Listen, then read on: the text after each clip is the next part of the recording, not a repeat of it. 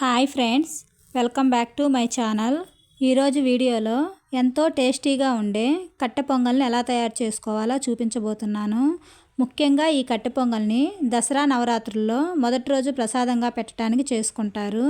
లేదంటే టిఫిన్స్లోకైనా లంచ్లోకైనా గుళ్ళో ప్రసాదంగా చేయాలన్నా ఇలా కట్టె పొంగల్ని ఒక్కసారి చేసి చూడండి. టేస్ట్ చాలా బాగుంటుంది. తినే కొద్దీ తినాలనిపిస్తుంది. ముందుగా కట్టె పొంగల్ని తయారు చేసుకోవటానికి ఒక ముప్పావు కప్పు పెసరపప్పును తీసుకొని కొంచెం ఫ్రై చేయాలండి. ఒక 2-3 నిమిషాల పాటు మంటను సిమ్ టు మీడియంలోకి అడ్జస్ట్ చేసుకుంటూ ఈ పెసరపప్పుని కొంచెం దోరగా ఫ్రై చేసుకొని తీసుకోవాలి. ఇలా పెసరపప్పును ఫ్రై చేసుకొని తీసుకోవటం వల్ల కట్టె పొంగల్ టేస్ట్ అనేది చాలా బాగుంటుంది. కొంచెం కలర్ మారేంత వరకు పెసరపప్పును ఫ్రై చేసుకొని ఈ పెసరపప్పుని ఒక కుక్కర్లోకి తీసుకుంటున్నాను. నేను ఈ కట్టె పొంగల్ని కుక్కర్లో చేస్తున్నాను కాబట్టి కుక్కర్లోకి తీసుకుంటున్నాను. లేదంటే నార్మల్ గిన్నెలోకైనా వేసుకోవచ్చు.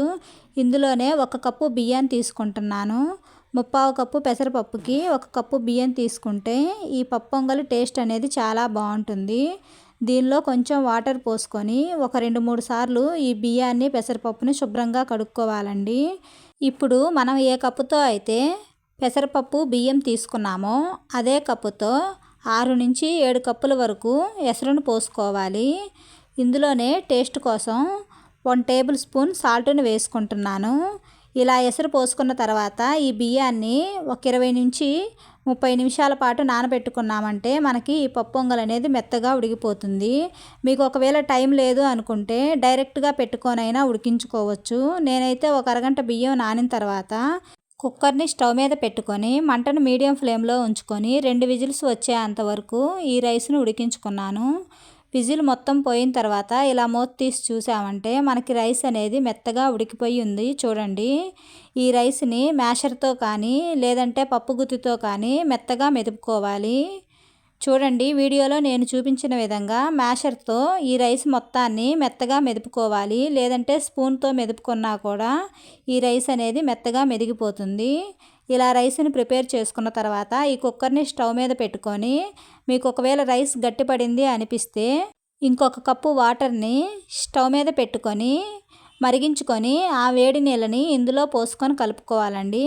అప్పుడు కట్టె పొంగల్ అనేది జ్యూసీగా ఉంటుంది. ఈ పొంగలి ఇలా జ్యూసీగా ఉంటేనే చల్లారిన తర్వాత కూడా గట్టిపడకుండా టేస్ట్ అనేది చాలా బాగుంటుంది.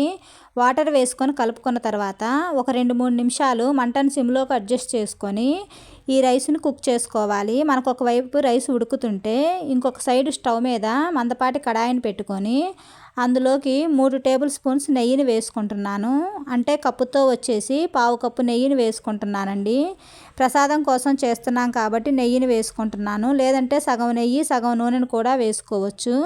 ఇందులోనే 1 టేబుల్ స్పూన్ పచ్చిశనగపప్పు, 1 టేబుల్ స్పూన్ ఆవాలు, ఒక 1/2 టేబుల్ స్పూన్ జీలకర్ర, ఒక 1/2 టేబుల్ స్పూన్ మిరియాలు వేసుకొని వీటన్నింటినీ కొంచెం దోరగా ఫ్రై చేసుకోవాలి. ఇవి కొంచెం ఫ్రై అయిన తర్వాత 1 టేబుల్ స్పూన్ సన్నగా కట్ చేసిన అల్లం ముక్కలు వేసుకొని ఫ్రై చేసుకోవాలి.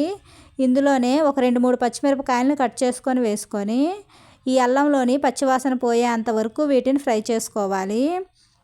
మంటను మీడియం ఫ్లేమ్లో ఉంచుకొని వీటన్నింటినీ దోరగా ఫ్రై చేసుకున్న తర్వాత ఇందులోకి ఒక 2 ఎండుమిరపకాయలు, ఒక పావు కప్పు జీడిపప్పును వేసుకొని ఫ్రై చేసుకుంటున్నాను. ఈ ప్రసాదంలో జీడిపప్పును వేసుకోవటం వల్ల మధ్య మధ్యలో మనం తినేటప్పుడు ఆ జీడిపప్పులు పలుకులు తగులుతూ టేస్ట్ అనేది చాలా బాగుంటుంది. జీడిపప్పు కొంచెం గోల్డెన్ బ్రౌన్ కలర్లోకి ఫ్రై అయిన తర్వాత ఒక పావు కప్పు ఇంగువ, ఒక 2 రెమ్మలు కరివేపాకు వేసుకొని ఫ్రై చేసుకోవాలి. కరివేపాకు కొంచెం ఫ్రై అయిన తర్వాత చివరగా ఇందులోకి ఒక పావు టీ స్పూన్ పసుపును వేసుకుంటున్నాను. పసుపు అనేది ఆప్షనల్ అండి. మీకు కావాలంటే వేసుకోవచ్చు, లేదంటే స్కిప్ చేసైనా చేసుకోవచ్చు.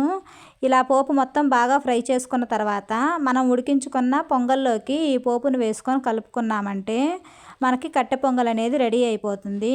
పోపు మొత్తం వేసిన తర్వాత ఒక 2 నిమిషాల పాటు ఇలా కలుపుకుంటూ ఈ పొంగల్ని ఉడికించామంటే ఈ పోపులోని ఫ్లేవర్స్ అన్నీ ఈ పొంగల్కి పట్టి పొంగల్ టేస్ట్ అనేది చాలా బాగుంటుందండి. ఈ పొంగల్ అనేది ఇలా కొంచెం జ్యూసీగా ఉంటేనే తినటానికి చాలా బాగుంటుంది. కొంతమంది గట్టిగా తినటానికి ఇష్టపడతారు. అలా కావాలంటే ఇంకొంచెం ఉడికించి తీసుకుంటే పొంగల్ అనేది గట్టిపడుతుందండి. ఇంతే అండి, ఎంతో రుచిగా ఉండే ఈ కట్టె పొంగల్ని చాలా సింపుల్గా టిఫిన్స్లోకైనా ప్రసాదంగా అయినా చాలా ఈజీగా తయారు చేసుకోవచ్చు. ఫస్ట్ టైం చేసేవాళ్ళు కూడా ఈ విధంగా చేశారంటే కట్టె పొంగల్ని చాలా టేస్టీగా తయారు చేసుకోవచ్చు. ఇలా చేశారంటే చల్లారిన తర్వాత కూడా గట్టిపడకుండా ఎంతో జ్యూసీగా ఉండే కట్టె పొంగల్ రెడీ అయిపోతుంది.